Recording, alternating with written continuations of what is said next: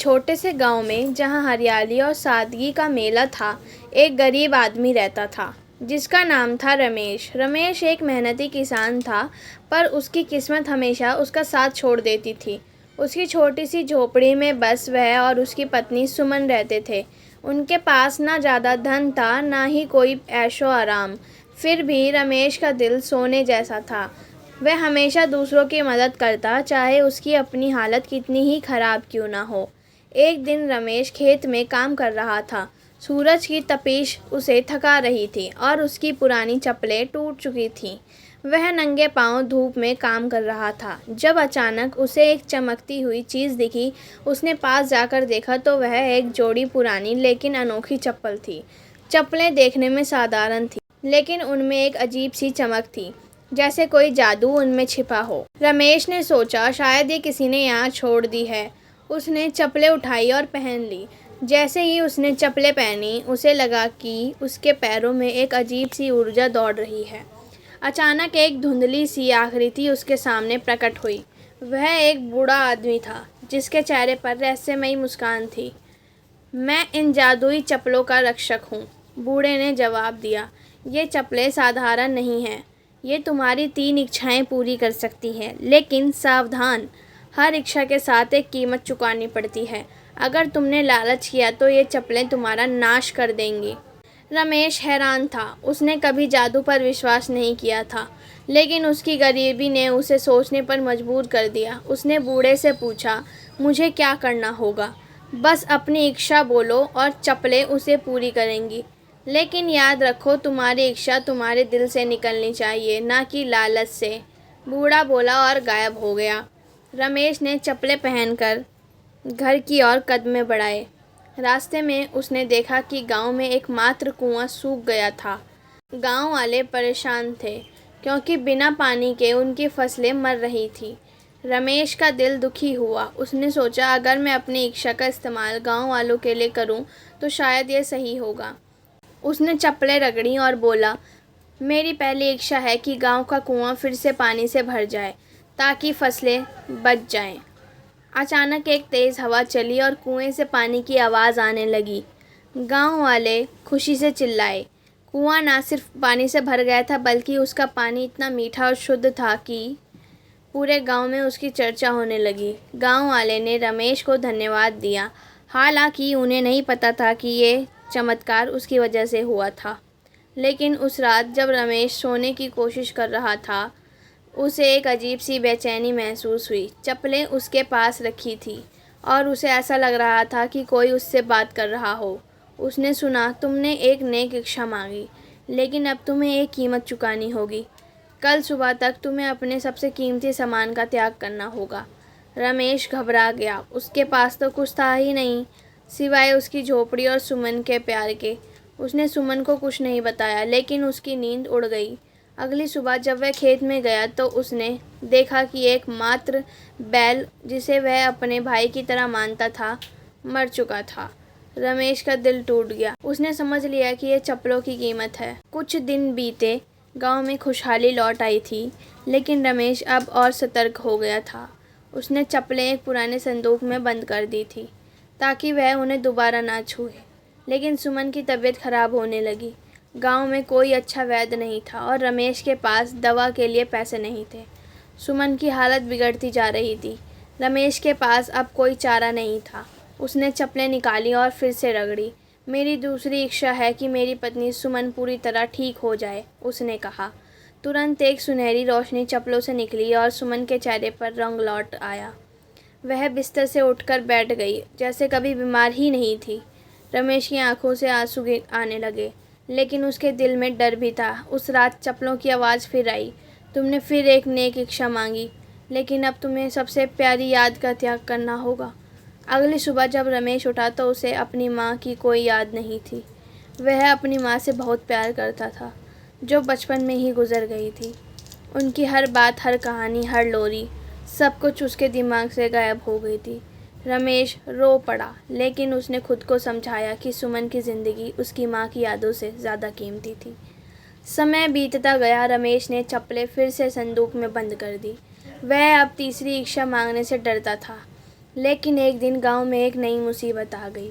एक अमीर जमींदार ने गांव की सारी ज़मीन हड़पने की योजना की। उसने गांव वालों को धमकी दी कि अगर उन्होंने उसका विरोध किया तो वह उनके घर जला देगा। गांव वाले डर गए। रमेश को गुस्सा आया। उसने सोचा, मैंने अपनी 2 इच्छाएं गांव और सुमन के लिए दी, क्या मैं तीसरी इच्छा अपने लिए मांग सकता हूँ?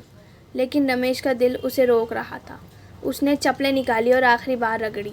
मेरी तीसरी इच्छा है कि इस गांव को हमेशा के लिए हर मुसीबत से बचाने की ताकत मिले। जैसे ही उसने ये कहा, चप्पलें हवा में गायब हो गई। एक तेज रोशनी पूरे गांव में फैल गई। जमींदार का दिल अचानक बदल गया। उसने न सिर्फ गांव वालों की ज़मीन वापस की, बल्कि उनके लिए एक स्कूल और अस्पताल भी बनवाया। गांव में एक अजीब सी शांति छा गई। ऐसा लगता था कि जैसे कोई जादुई शक्ति गांव की रक्षा कर रही थी। लेकिन रमेश को फिर से चप्पलों की आवाज़ सुनाई दी। तुमने अपनी आखिरी इच्छा भी बिना लालच के मांगी, लेकिन अब तुम्हें अपनी सबसे बड़ी ताकत का त्याग करना होगा। रमेश डर गया। उसकी सबसे बड़ी ताकत उसकी मेहनत, स्वभाव था। अगले दिन जब वह खेत में गया तो उसका शरीर कमज़ोर हो गया है। वह पहले की तरह मेहनत नहीं कर पा रहा था। गांव वालों ने उसकी हालत देखी और उसकी मदद के लिए आगे आए। उन्होंने रमेश को खाना, कपड़े और प्यार दिया। रमेश को एहसास हुआ कि उसकी असली ताकत उसका मेहनती स्वभाव नहीं, गांव वालों का प्यार और एकता थी। वर्षों बाद रमेश और सुमन एक सुखी जीवन जी रहे थे। गांव में कोई गरीब नहीं रहा, हर घर में खुशहाली थी।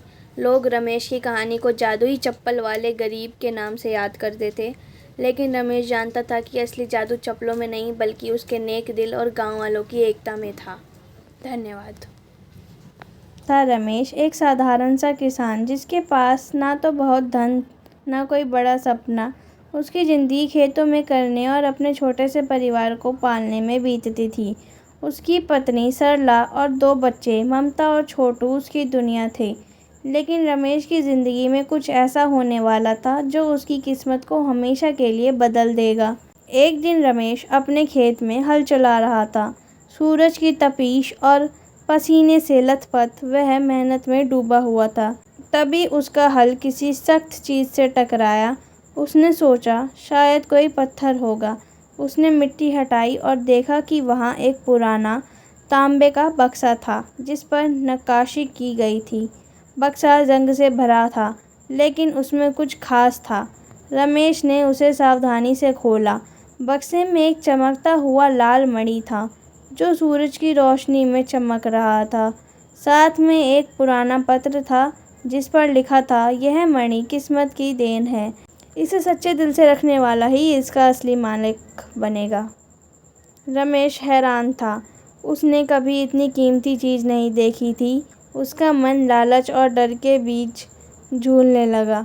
यह मणि मेरी ज़िंदगी बदल सकती है, उसने सोचा, लेकिन साथ ही उसे डर था कि अगर गांव वालों को पता चला तो शायद कोई इसे छीन ना ले। रमेश ने मणि को अपनी झोपड़ी में छिपा दिया और किसी को नहीं बताया, यहाँ तक कि सरला को भी नहीं।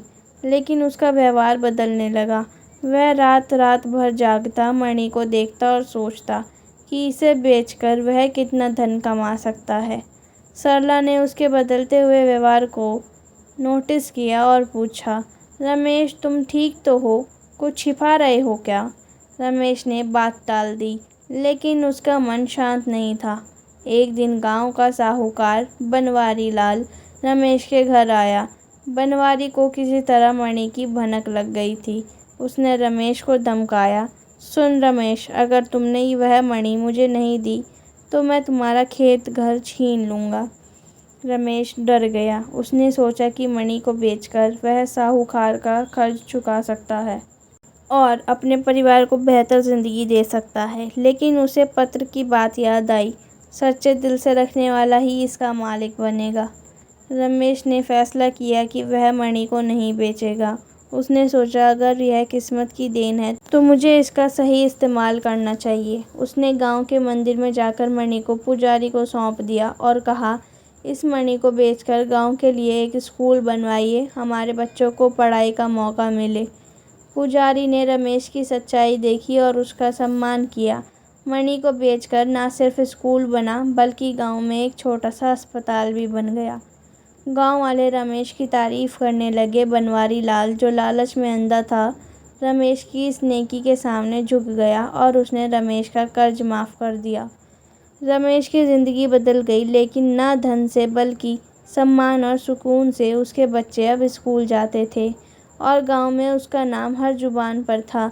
एक रात सरला ने उससे पूछा, रमेश तुमने मणि क्यों छोड़ दी? हम अमीर बन सकते थे। रमेश मुस्कुराया और बोला, सरला असली धन वह नहीं जो जेब में हो, बल्कि वह है जो दिल में हो। यह मणि किस्मत की देन थी और मैंने इसे सच्चे दिल से इस्तेमाल किया। उस रात सूरजपुर का आसमान सितारों से भरा था और रमेश का दिल सुकून से। किस्मत ने उसे धन नहीं दिया, लेकिन उसे सब कुछ ऐसा दिया जो धन से भी कीमती था, सच्चाई और सम्मान। धन्यवाद।